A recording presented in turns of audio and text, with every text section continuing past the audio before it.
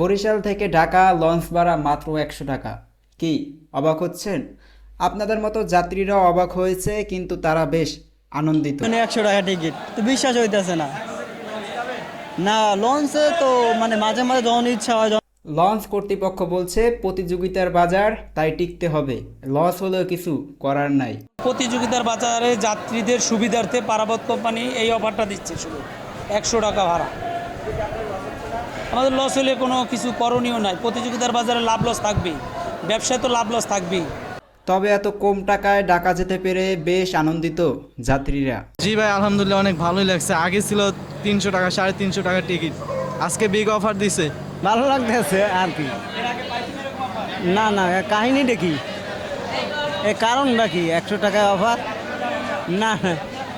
রাশেদ হাসান অন্তর, চ্যানেল এল।